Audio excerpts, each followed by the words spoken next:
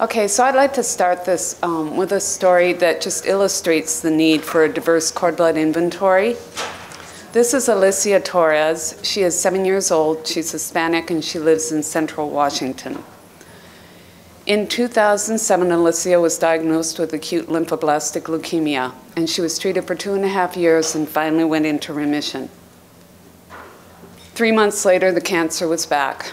There were no adult donors available for Alicia, but there was one small cord blood unit, which she received in 2010. This is Alicia today. It's her seventh birthday and her second anniversary cancer-free. She's got a little bit of GVHD, but otherwise she's doing really well. So this really illustrates the need to have cord bloods available for patients like Alicia. But what I really want to concentrate on today is how do we keep our public cord blood banks fiscally viable in order to continue to provide this really important service. So the reason for the need. Numbers and genetic diversity. It can be hard to sign up minority donors to be on the registry, and some minority groups, such as African Americans, are quite genetically diverse. So taken together, this can really decrease the odds of finding a match when you need one. Another issue can be the age of the donors. When you look at multiple race individuals, 40% of them are under the age of 18, so you're not going to find them on the adult registry. So cord blood can be a solution. For one thing, the match can be less exact. The cells are younger. They're more tolerant. When you put them into a patient, they're less likely to see the patient's antigens as foreign, less likely to mount a graft versus host response. And the units, of course, can be stored for years. They're immediately available as opposed to adult donors who can take weeks and even months if you find them at all.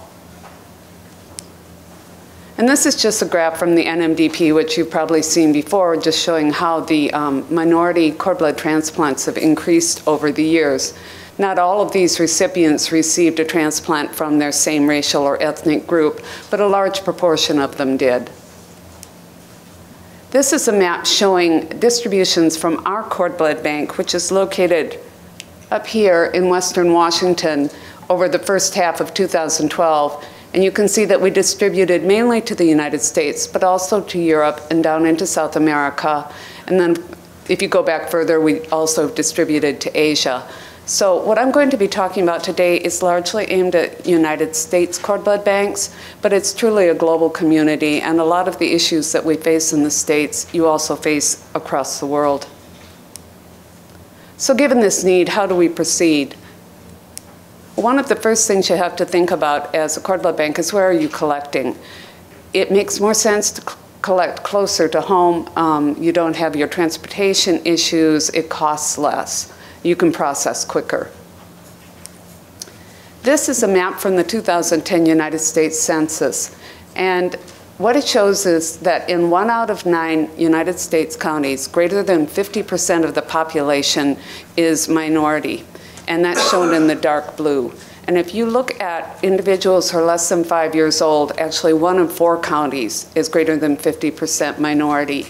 So a lot of cord blood banks are going to be quite close to populations that are ethnically and racially diverse. But even for those counties that are predominantly Caucasian, you can find pockets of diversity. And for instance, up in the northeastern United States up there where it's predominantly Caucasian, in the last 10 years there's been a 50% increase in the number of minorities living in these counties.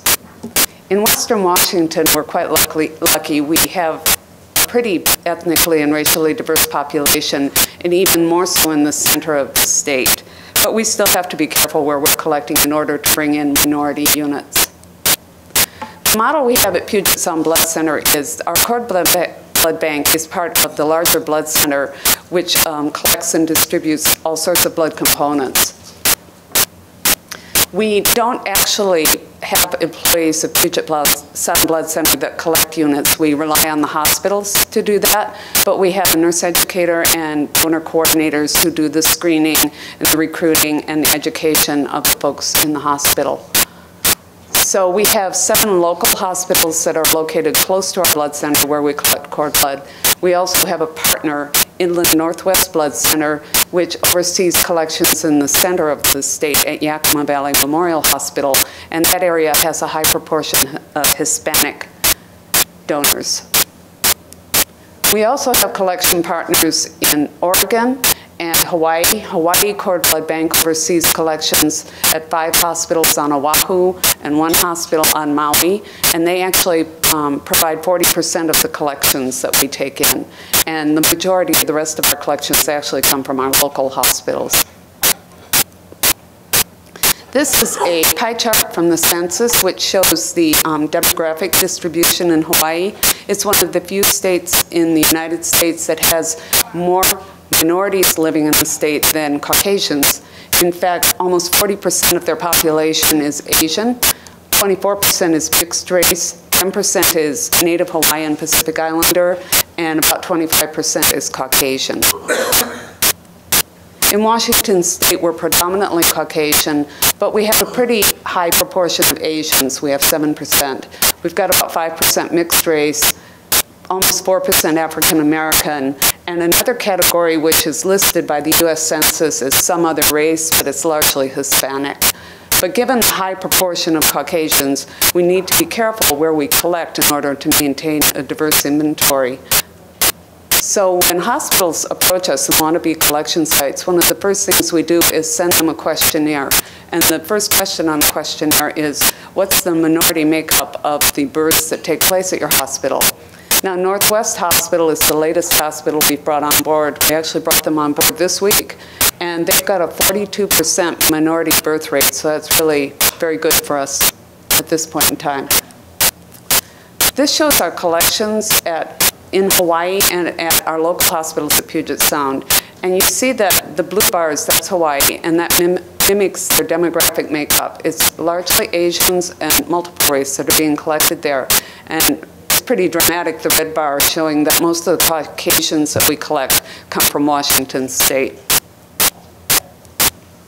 So I want to shift gears a little bit and talk about the challenges you face in trying to have an ethnically and racially diverse inventory. One of the first ones is you can get lower TNCs for minority donors. And of course, the transplant doctors want to get the units with the high TNCs because they engraft better and give their patients a better chance. Another issue we face is a lot of the United States banks have contracts through the government, which are administered by HRSA, that are trying to increase the minority composition of our blood banks, which is great. But what happens is when you're trying to meet your HRSA quotas, you may bank smaller units so that you get a cord blood bank that's full of ethnically diverse small units that don't sell because they're just too small to be transplanted. Another issue when you're working with distant collection sites is ensuring compliance. It's difficult to standardize methods when you're working with a site that's operating under really different conditions than your bank. It's also hard to train distant staff, both the collection staff at the hospitals and also your partners who are overseeing the collections. And it helps to use some of the digital training media that are available nowadays. Shipping is a big problem. You've got to really be aware of temperature. For instance, it can be 80 or 90 degrees in Hawaii at the same time it's 30 or 40 degrees in Washington State. And you've got to be sure to have well-insulated shipping containers that are validated and to use data loggers to make sure the temperature is being maintained in the correct range. Also, distance. In Hawaii, there are only a couple of flights a day that take off for Seattle. And if a mother gives birth right after one of those flights is left, you've got to add 12 hours on the time it's going to take for you to get that unit. And when you add on a 6-hour plane flight, then you've got 18 hours that you've lost in your time for processing. And that can be a problem. And last but not least, of course, is cost. You've got to share some of your revenue with your partners, with your collection partners who are overseeing the collections, and also you have just fuel, automobile fuel and jet fuel. Every time that goes up, your costs go up. So how do you mitigate this? One thing you can do to decrease your transportation costs is work with your partners so that they only ship the larger units. So you're more likely to be getting units with a higher T&C. Have them weigh the units before they ship them.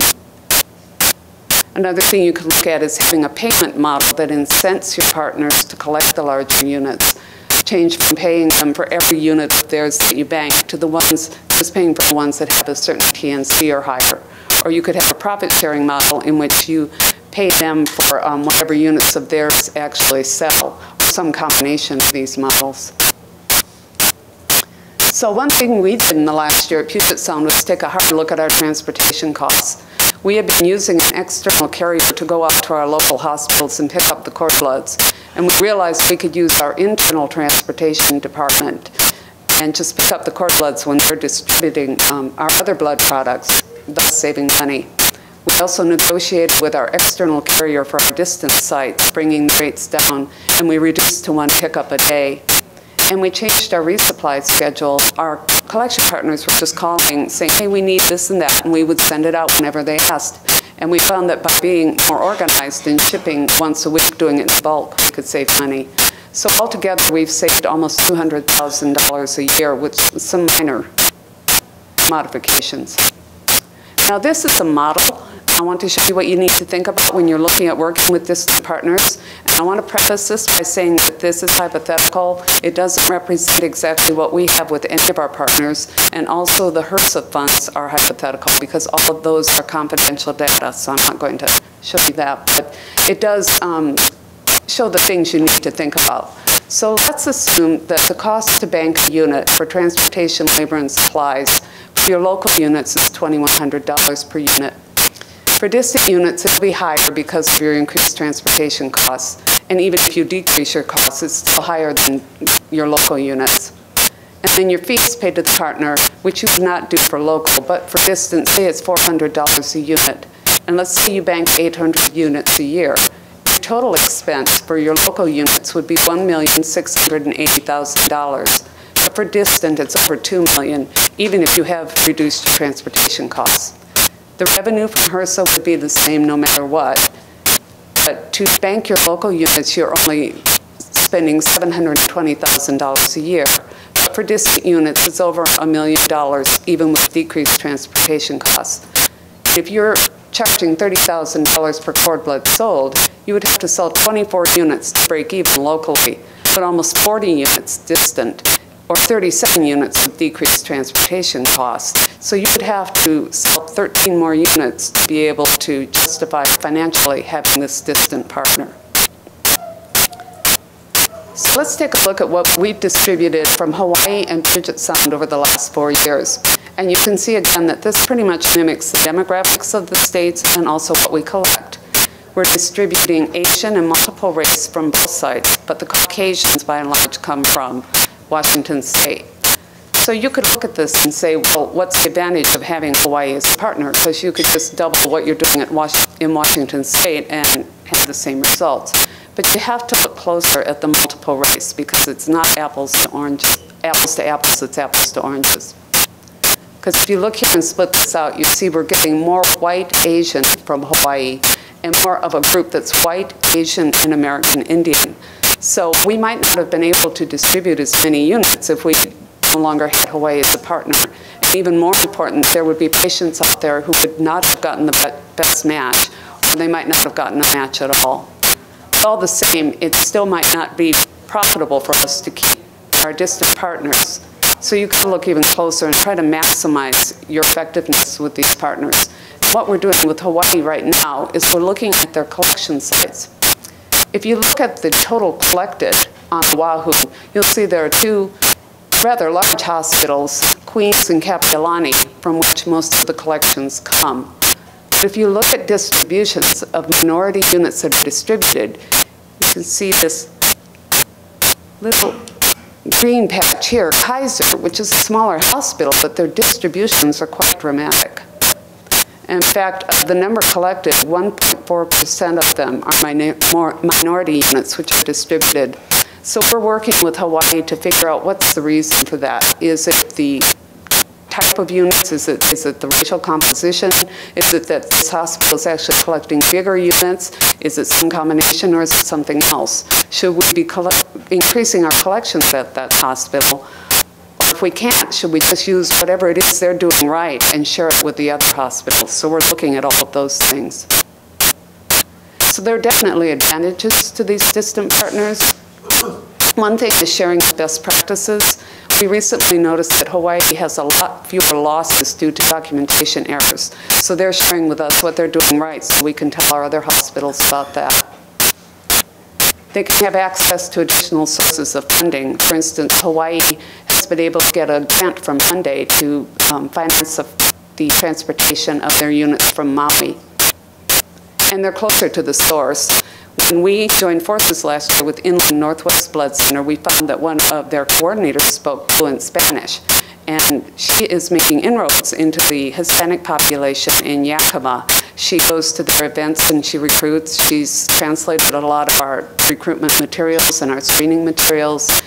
And she's available to answer questions when the moms call her up. And she does donor screening over the phone. And indirectly, she's helping us with the hospitals that are closer to our cord blood bank. Where we're located is a county in transition. We're getting more and more Hispanic births there. And the women who live closer to our bank are friends and relatives to the women who live in Yakima, and they call each other up, they visit back and forth, they talk to each other. And so the recruitment that's going on the east side of the mountains is filtering over to the west side. And also these women on the west side of the mountains can call Christina up and talk to her on the phone. So it's been a very symbiotic relationship. Now, something you've got to think about is, what is a minority?